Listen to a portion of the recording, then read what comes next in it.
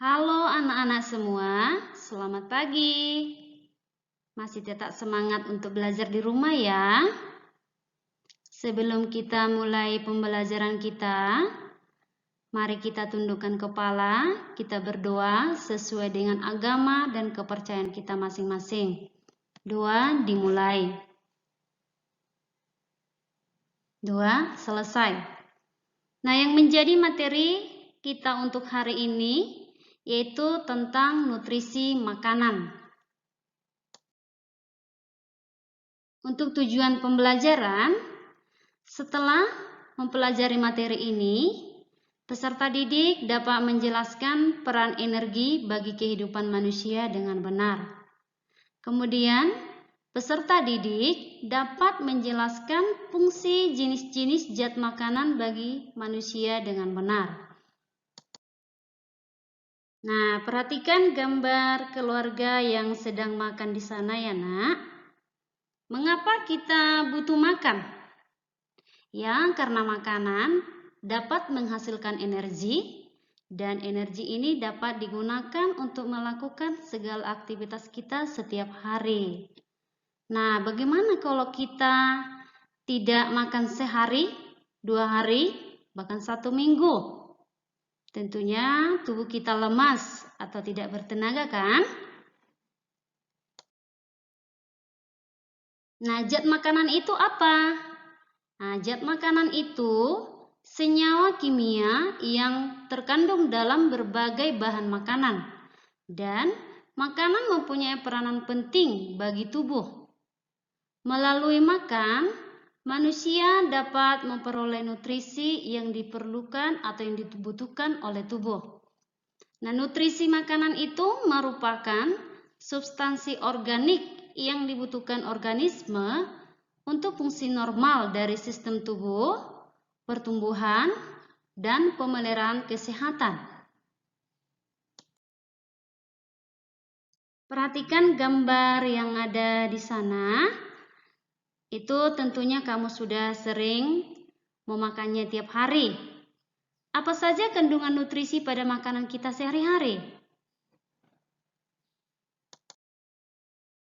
Nah, kandungan nutrisi yang terdapat pada makanan yang kita makan setiap hari, yang pertama itu karbohidrat.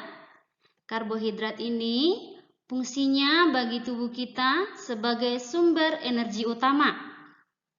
Juga karbohidrat sebagai bahan baku sintesis lemak dan membantu proses berlangsungnya buang air besar. Karbohidrat itu bisa kita peroleh dari nasi, dari jagung, kemudian dari umbi-umbian, dan dari kentang.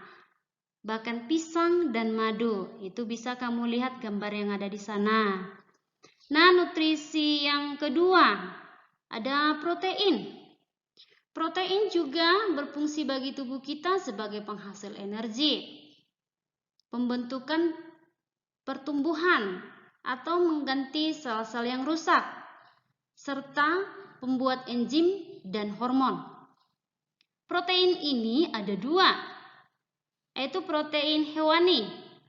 Berarti protein yang berasal dari hewan. Misalnya seperti ikan, telur, daging, susu, dan keju. Ada protein nabati. Protein yang berasal dari tumbuhan. Misalnya seperti kacang-kacangan, yaitu kacang hijau, kacang kedelai. Nah, nutrisi yang ketiga yaitu lemak. Lemak juga berfungsi bagi tubuh sebagai sumber energi, pelindung tubuh dari suhu rendah, pelindung alat-alat tubuh bagian dalam, penyimpanan cadangan makanan, dan pelarut vitamin. Lemak ini juga ada 2 berdasarkan sumbernya yang kita peroleh. Nah, bisa kamu lihat di gambar di sana. Itu ada lemak nabati, berarti lemak yang berasal dari tumbuhan. Contohnya seperti minyak kelapa, ada kemiri, kemudian dari alpukat. Ada lemak hewani, berarti lemak yang berasal dari hewan, seperti daging, ikan, telur, dan keju. Nutrisi yang kelima, nutrisi yang keempat itu vitamin. Vitamin ini juga berfungsi bagi tubuh kita, yaitu untuk mengatur fungsi tubuh dan mencegah beberapa penyakit. Vitamin itu dibedakan menjadi dua. Ada dia vitamin yang larut dalam air, berarti dia vitamin B dan vitamin C. Ada vitamin yang larut dalam lemak, yaitu vitamin A, vitamin D, vitamin E, dan vitamin K. Nah, jenis-jenis vitamin ada tadi vitamin A. Nah, vitamin A ini fungsinya menjaga kesehatan mata. Kemudian ada vitamin B. Vitamin B ini fungsinya mengatur fungsi tubuh serta menghasilkan sel darah merah. Ada vitamin C. Vitamin C fungsinya membantu menjaga kesehatan tubuh seperti gusi dan otot dan melawan infeksi. Vitamin D. Vitamin D berfungsi untuk menguatkan tulang dan gigi. Vitamin E sebagai antioksidan dan membantu melindungi sel-sel dari kerusakan. Vitamin K berfungsi sebagai pembekuan darah ketika luka dan membantu kesehatan tulang.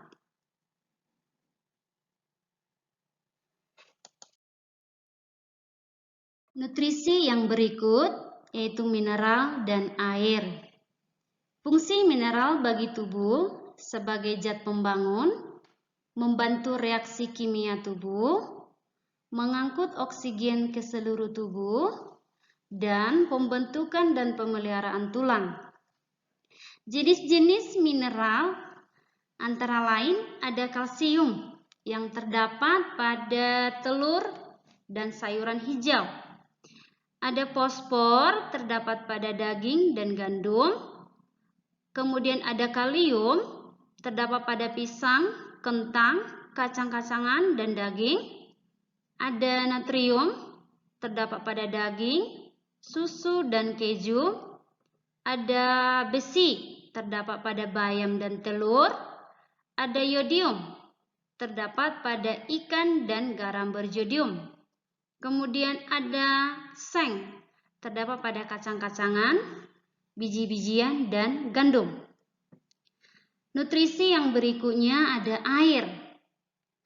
Tubuh manusia terdiri dari 72% air yang mengisi paru-paru, otak, otot, kulit, dan tulang.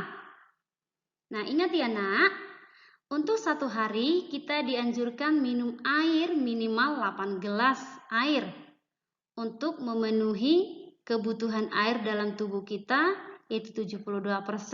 Mengapa? Karena air memiliki fungsi bagi tubuh sebagai pembentuk sel dan cairan tubuh, pengatur suhu tubuh, pelarut zat-zat gizi, dan pembantu proses pencernaan, sebagai media transportasi dan media pengeluaran sisa metabolisme. Nah, itulah tentang nutrisi yang terdapat pada makanan yang kita makan setiap hari dan apa yang menjadi fungsinya bagi tubuh kita. Nah, untuk memperdalam pengetahuan kamu, silakan baca dan pelajari kembali tentang materi nutrisi ini dan kerjakan evaluasi pada LKPD. Dan untuk pertemuan esok, kita akan belajar tentang materi yaitu organ-organ sistem pencernaan ya. Nah, sampai di sini pertemuan kita hari ini. Tetap semangat, tetap sehat, dan selalu pakai masker ya. Nah, sekian dan terima kasih. Selamat pagi.